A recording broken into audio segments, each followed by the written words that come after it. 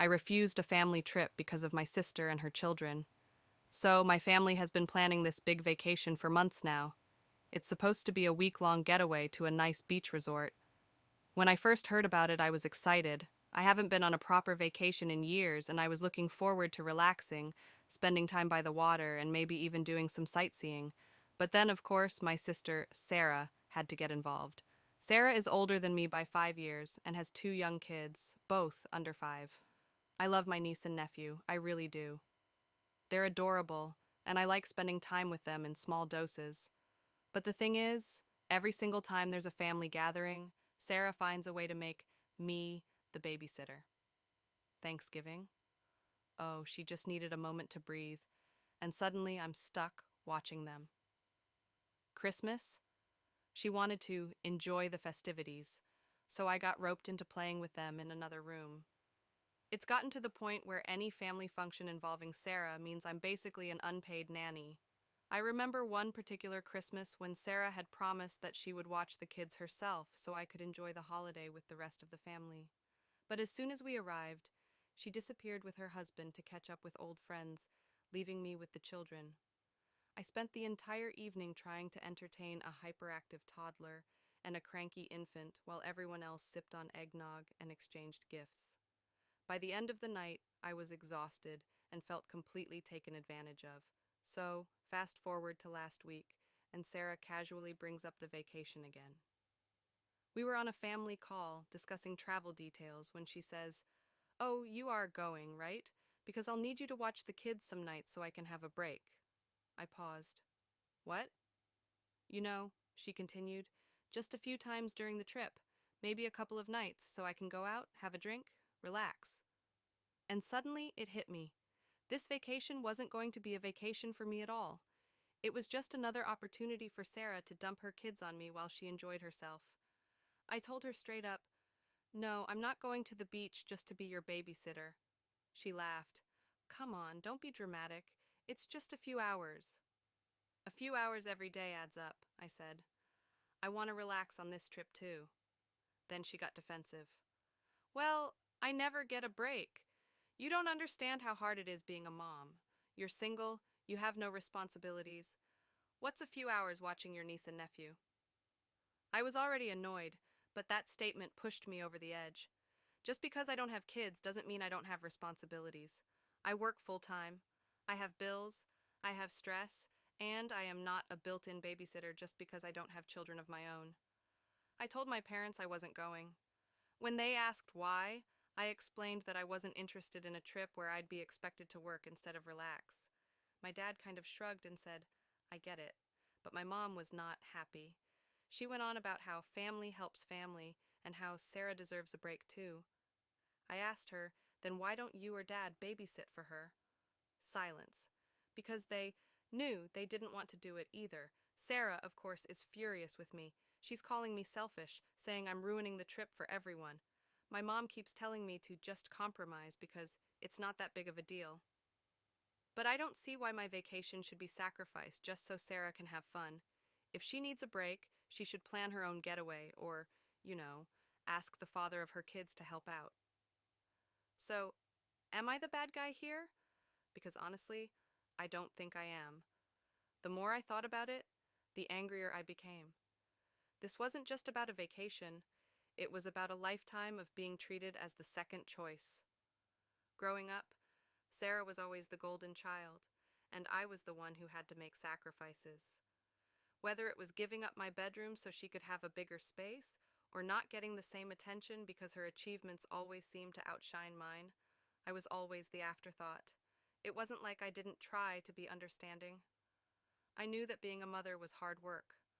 But why did Sarah's need for a break always have to come at my expense? Why couldn't she find another solution that didn't involve me giving up my own chance to relax? My frustration continued to build, and I realized I needed to have a conversation with Sarah. I called her and tried to explain how I felt. I told her that I loved her kids, but I also needed my own time to unwind. I didn't want to be her default babysitter every time we had a family event. Sarah didn't take it well. She accused me of being selfish and not understanding her struggles. She insisted that I was blowing things out of proportion and that it was just a few hours here and there. But to me, it felt like much more than that. It was about the principle of always having to put her needs before mine. Our conversation ended on a sour note, and I felt even more conflicted. I didn't want to cause a rift in the family, but I also didn't want to continue being taken advantage of. I decided to stand my ground and not back down. When the day of the trip arrived, my family loaded up the car and headed to the resort. I could feel the tension in the air, especially between Sarah and me. We barely spoke, and when we did, it was curt and cold. It wasn't the vacation atmosphere I had hoped for, but I knew I had to stay true to myself. Despite the initial awkwardness, I tried to make the best of the situation. I spent my days lounging by the pool, reading books, and exploring the local area. I made a conscious effort to detach myself from the drama and focus on enjoying my time off. As the days passed, something unexpected happened.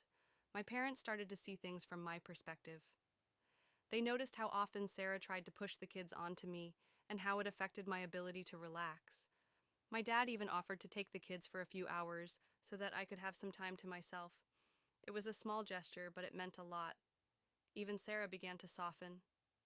One evening, she approached me and apologized. She admitted that she had been relying on me too much and that it wasn't fair. She told me that she would try to find other ways to get a break without putting all the responsibility on my shoulders. It wasn't an immediate resolution, but it was a step in the right direction.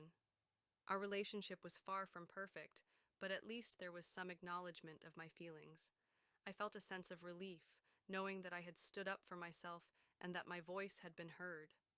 By the end of the vacation, things had started to improve. We had some moments of genuine connection as a family, and I felt more at ease. It wasn't the perfect trip I had envisioned, but it was a learning experience. I realized that sometimes you have to set boundaries, even with the people you love the most. When we returned home, I continued to work on my relationship with Sarah. We had more honest conversations about our expectations and needs. I made it clear that while I was willing to help, I also needed my own space and time to recharge. It was an ongoing process, but I felt hopeful that we could find a better balance. In the months that followed, I noticed a change in our family dynamics.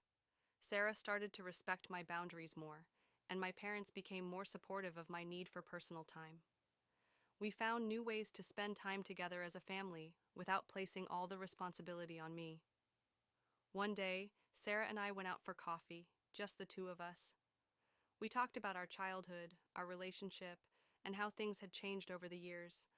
It was a heartfelt conversation, and I felt like we were finally starting to understand each other better.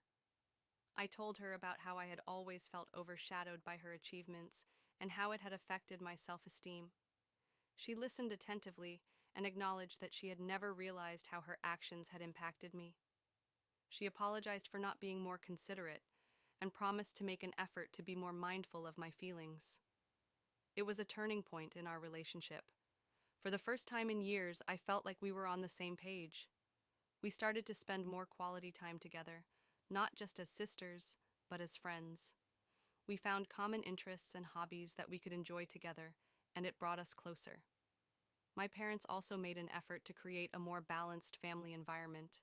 They encouraged us to share our thoughts and feelings openly, and supported us in finding ways to connect without putting undue pressure on anyone.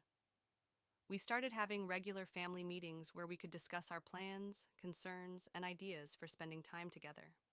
Through this process, I learned the importance of communication and setting boundaries. It wasn't always easy, and there were times when old habits resurfaced, but we were committed to making positive changes.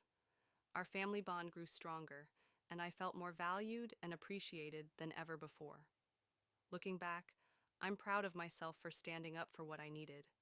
It wasn't easy, and there were moments when I doubted myself, but in the end, it was worth it. I learned that sometimes you have